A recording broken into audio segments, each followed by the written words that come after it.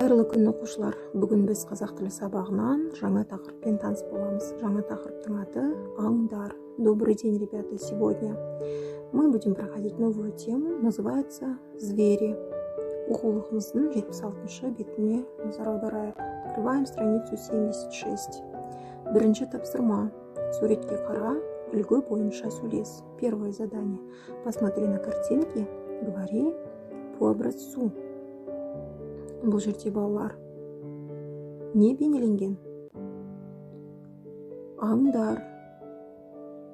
Яғни балалар, сендер бүгін аңдардың қазақша атауын үйренетін боласыңдар. Сөздік дәптерімізге аңдардың атауын жазып алайық.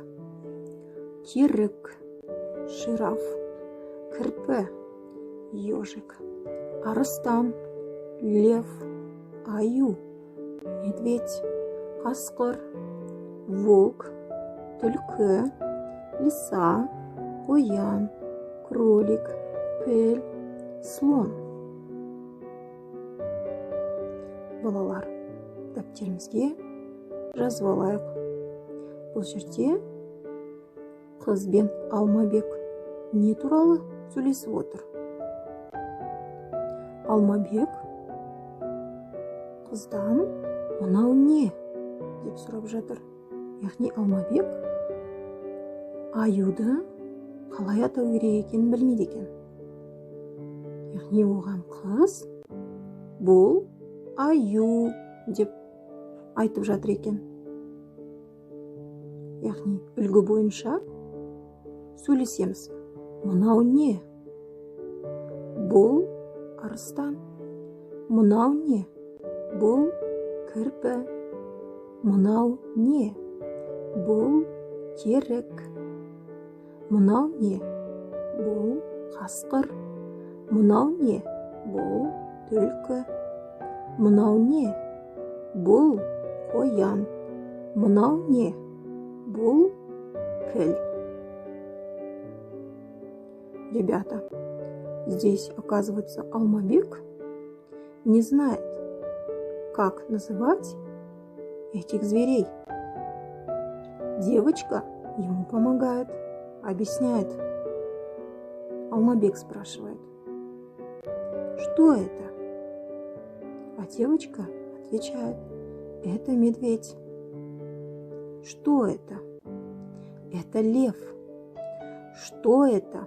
Это медведь. Что это? Это волк. Что это? Это лиса. Что это? Это кролик. Что это? Это слон. Келесі. Оқулықтың келесі бетін ашайық. Открываем следующую страницу. Екінші тапсырма. Тыңда, қайтала, үлгі бойынша сөйлес.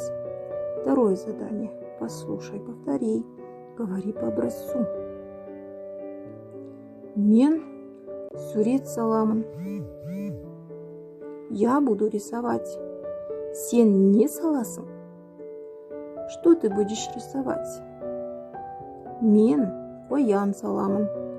Я буду рисовать кролика. Сен неше қоян саласың? Сколько кроликов ты нарисуешь? Мен екі қоян саламын. Я нарисую 2 кролика. Келесі, үшінші тапсырма. Тыңда, қайтала, есте сақта. Следующее, третье задание. Послушай, повтори, запомни. Бұл жерде балалар санау. Яғни балалар, сендер 10-ға дейін санауды білесіңдер, я? Ал қазақша қалай санау керек екенін білесіңдер ме? Ендеше кеттік. 1,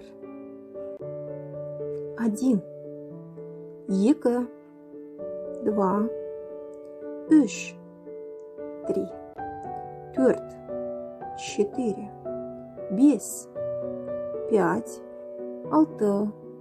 6, 6, 7, 7, 8, 8, 9, 9, 10, 10. Ары қарай.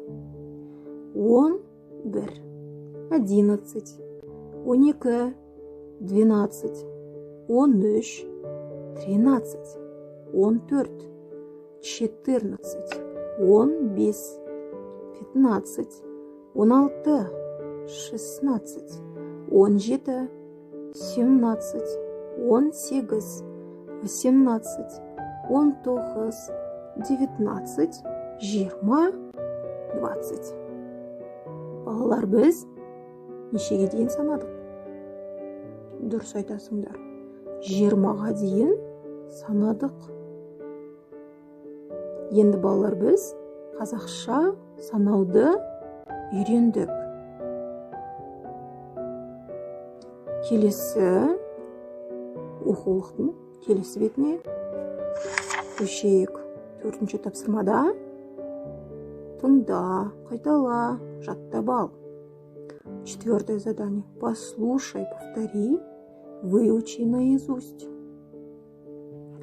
Бұл жерде аңдар туралы өлең берген екен. Мынау керік, мынау піл, неше керік, неше піл. Мынау түлкі, мынау кірпі, неше түлкі, неше кірпі. Балалар, бұны жаттап алайық. Ребята, 4-е задание. Послушай, повтори, выучи наизусть. Здесь стихотворение про зверей. Это жираф, это слон. Сколько жирафов, сколько слонов. Это лиса, это еж. Сколько лисов, сколько еж. Нужно вам выучить это стихотворение наизусть. Сколько здесь жирафов видите? Вы видите. Сколько слонов, сколько еж, сколько лисов. Это будет вашим домашним заданием. Получается, домашняя работа. 4-ші тапсырма. 4-е задание. Выучить наизусть стихотворение про зверей и рабочий тетрадь. Сабақ аяқталды. Сау болыңдар. Урок окончен, ребята. До свидания.